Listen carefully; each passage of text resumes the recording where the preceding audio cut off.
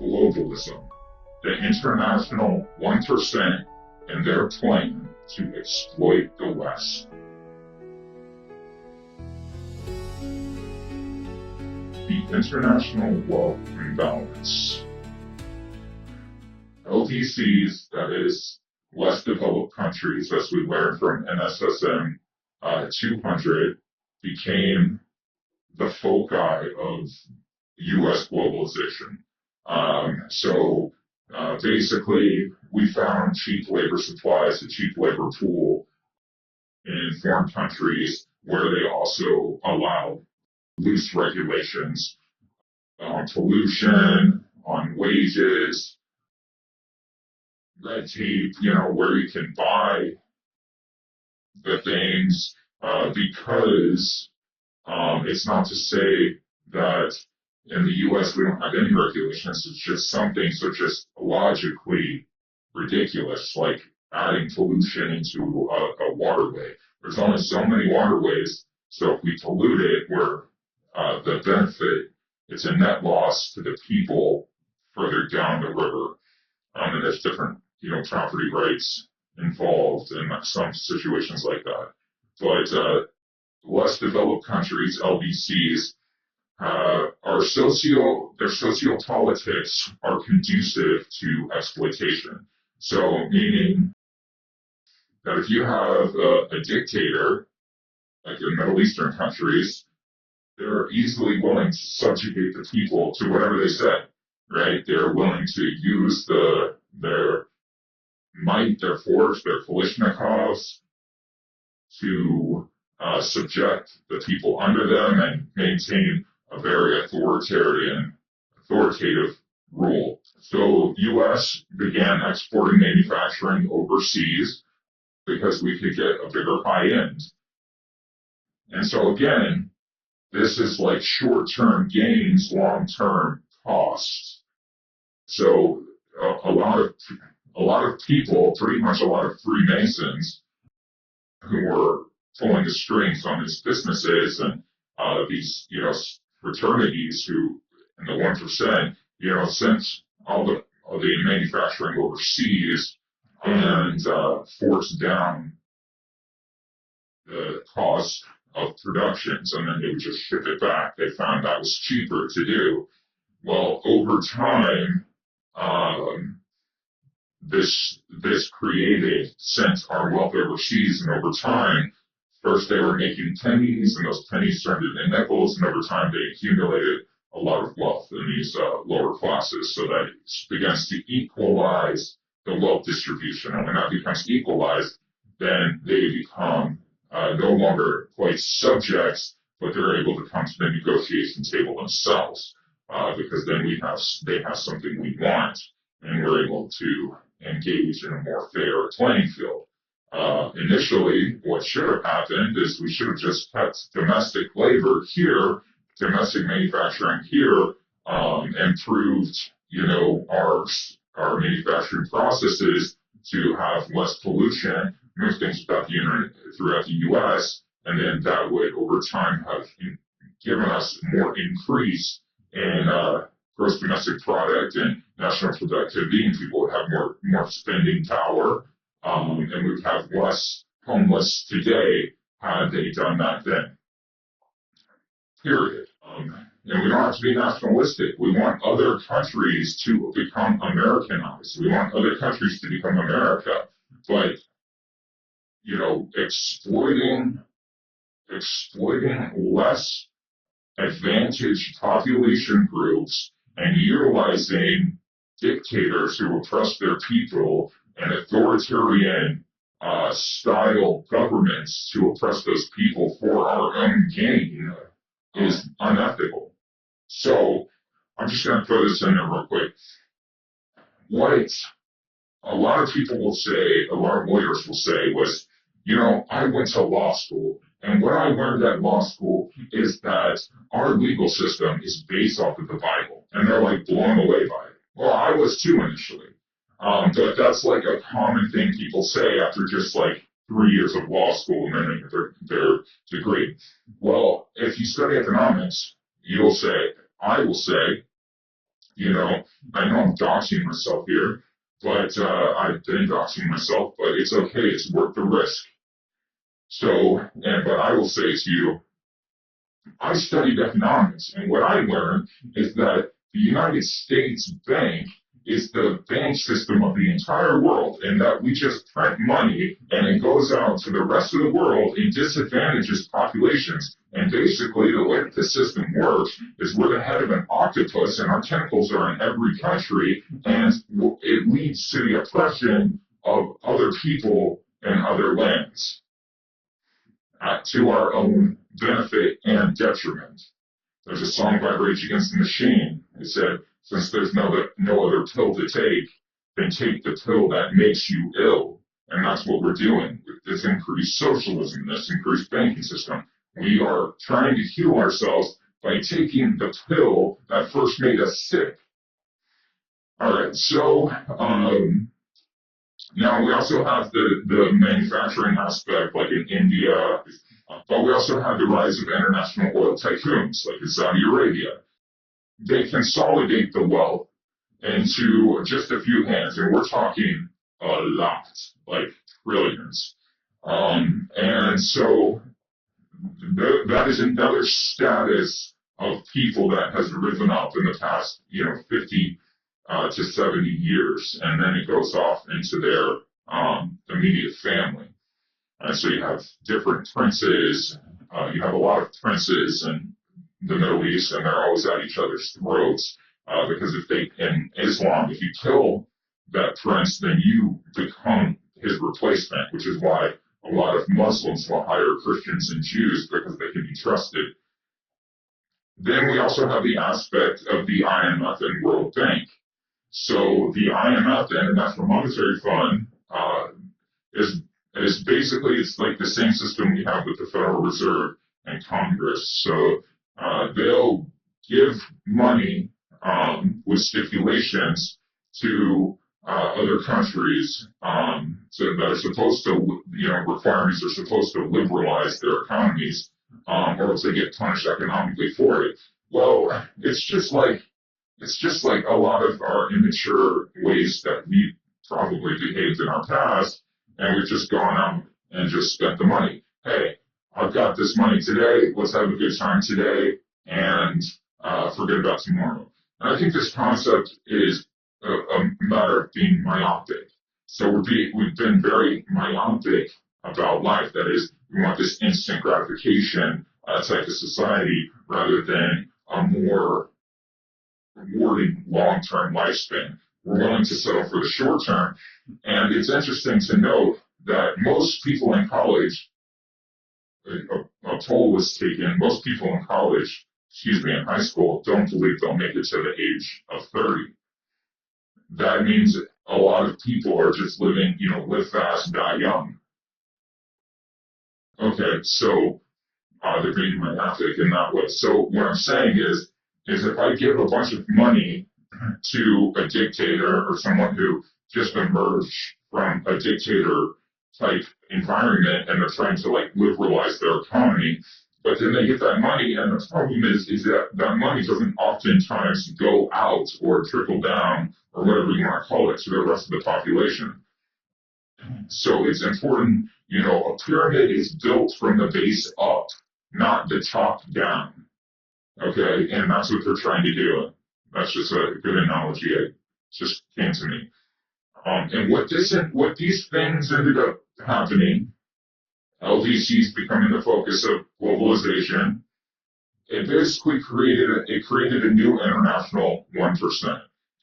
Just like in the U.S., and it's all the same story. There's a group of ultra elite because of globalization and the international banking systems. So let me ask you a question.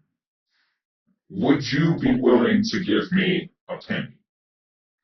Okay, if you have a penny in your pocket, most people don't carry change with them on them anymore. But say you're in your car and I just came up to you and I said, look, I just want a penny. You would probably give it to me. Okay, now imagine that you are in a city of 1.5 million. And if you ask 1.5 million people for just one penny, everybody would give you the penny. That's not the question.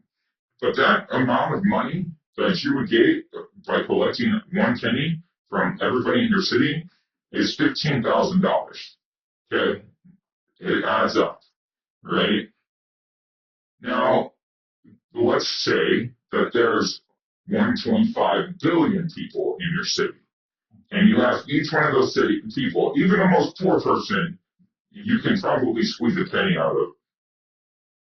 And you ask all the 1.5 billion people for a penny. That's $15 million. Okay? And that's exactly what's happening today. So you can see in a large population like India and China and these other third world places, that when you have the dictatorial powers, when you are in a position to be in the upper elite, you can easily extract a penny from a large group of people. So it becomes easy to aggregate real wealth, not linked wealth. Whereas in the United States, we have a harder time extracting, if we got a penny from 300 million people, that's still a lot of money, but it's harder to do. So let's say you're from one of these non-free societies, like a caste system, like in India, where you have definitely different castes, and they can definitely experience a different lifestyle than people who are under them, and everybody sort of knows their place. I've even seen reverberations of it in among my English friends. Say you live in a communist country like Korea, China, okay, or a dictatorship like Saudi Arabia, Iran, okay. They're non-competitive countries, so the manufacturing is controlled. So it's a different type of thinking when you're coming from a population that's large, and you're coming from a society like a dictatorship or a caste system or in communism. Okay, a lot of Chinese people have access to immense amounts of wealth because of the Chinese system is very slanted and very class as well. So if you're in the know, if you're within the right people, and you're so that you get in the rest of your population and basically putting them to forced labor, which is what exploitation of your population is, then you can easily grasp this money. So these countries, they're non-competitive. They've always been non-competitive, and they're authoritarian. That's why we don't want China to invade Taiwan, and that's why we have a duty to protect Taiwan and Taiwanese properties. They're putting their manufacturing here in the U.S. because China is becoming an increasing threat to the point that this is going to be a realized threat. Okay, Korea. Korea shoots these missiles out. That whole thing with Trump was just a scam. We used to hear Korea launched a missile into the Pacific, and it would be like, oh, yawn. We're not concerned about these missiles. Now, what concerns us is not that they're shooting it to that they're going to actually hit Los Angeles. First of all, they go to Hawaii first. It's closer. You have to think about the geographical significance and the strategic purposes, right? When you want to think about this stuff, you can't live dominated by fear. The missile's never going to make it to California. There's about 20 different military things that will cancel out that missile ever reaching us. But they could shoot Japan. They could shoot South Korea. They could shoot a base maybe closer to them somewhere. And so for the longest time, China wasn't allowed to have a navy. Okay? Well, to the day, by international agreements, but to the day, they had already built 2 aircraft carriers, and to the day that they were allowed to have a naval fleet, again, they dropped those military. You go from a dry point where the ship's up out of the water and it's built, and then they drop it into the ocean. We didn't say you couldn't build it. We said you couldn't have a Navy fleet. So the day that they were allowed to do that, 2 aircraft carriers went to the water, just like that, threatening Japanese, our allies. Okay? So So it's not a competitive market. Manufacturing is controlled. You can easily extract that penny from 1.5 billion people. The outcome of all of this abuse, non-competition, people that don't have the ability to speak up for themselves, advocate for themselves, and have their own rights, is that the country becomes an undesirable place to live in. Okay? Probably the Illuminati and Freemasons' intention to begin with. Right?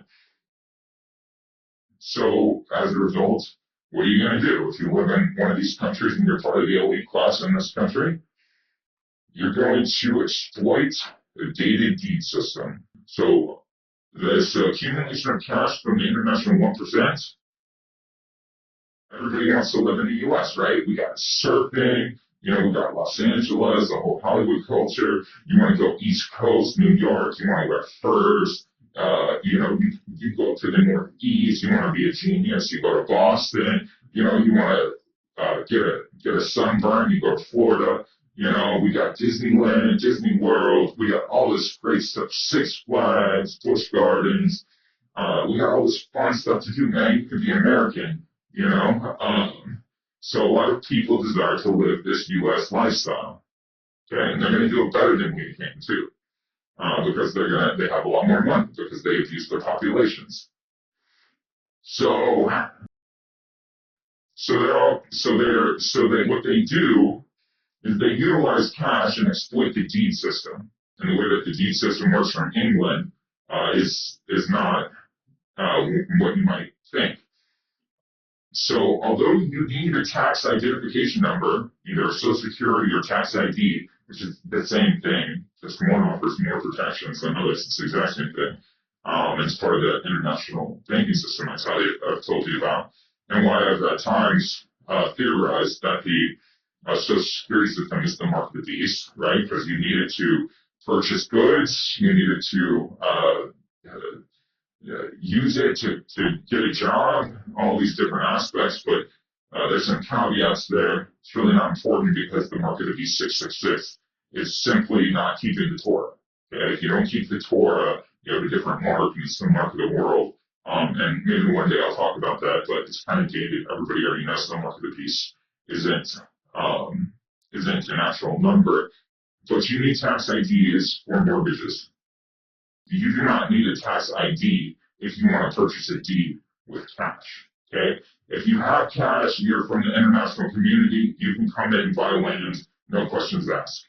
Okay? You buy cash. Somebody's willing to sell that land to you, you pay cash for it, you get the deed on the spot. Not necessary to have a finance tax ID to get financing. You buy it, you own the deed right there.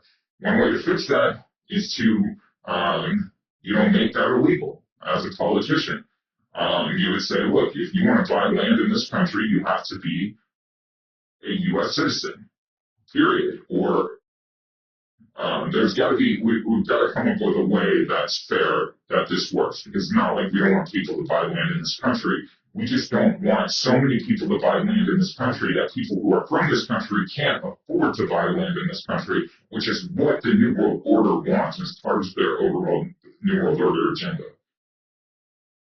All right, so this reverse globalization is what I'm calling it, basically because first we globalized and abused the New World Order. There are people who did this with intent, okay, and they knew the long-term costs and long-term repercussions, but I'm here to tell you, God has a plan and a way out for us. So internationally, buyers have virtually no spending cap. These people, like I said, just a penny from 1.5 billion people, they can come in LA, Los Angeles, and buy a condo for $6 million, something like that. The other ultra elite here in the U.S., they just own interest in some of these exploitation and manufacturing businesses internationally, maybe through hedge funds. Maybe they personally have ownership in some of this stuff.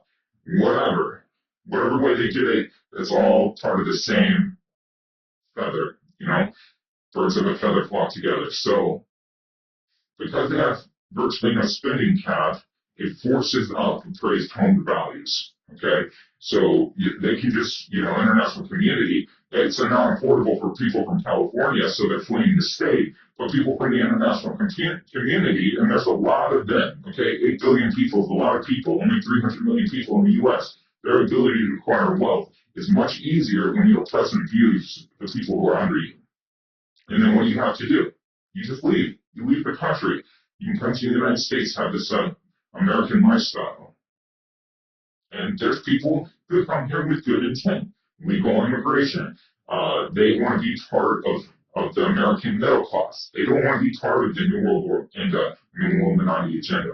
Talking about 2 different segments, but they have very different purchasing power. Okay? And the people who have a lot of the purchasing power is the ones we're talking about that have no spending caps and can allow the market to get inflated. Because if the house doesn't sell, it's going to come down in price. But if the house does sell because an international buyer comes in and buys it, it's going to keep going up. And there's different cultural factors and traits about the international community. They haven't been Americanized yet. They're not experiencing the same social pressures we are. Social pressures to be beautiful, play music, to be cultured, to be into the arts. They don't have that stuff in the country a lot of times that they come from. Okay, so they're able to focus in on getting a PhD, getting a master's degree, coming into the United States as students.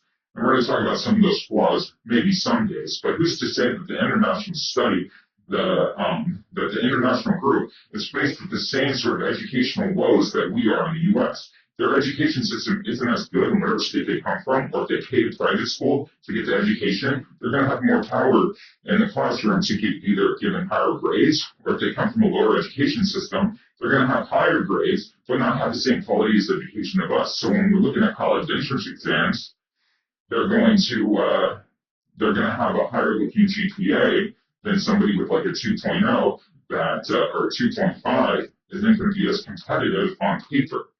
Okay, and plus plus some of the requirements within the school system is a certain amount of international students come in. Well, international students pay the most amount of money. So you as a for-profit institution are going to want to bring in more international students so that way you can make more money.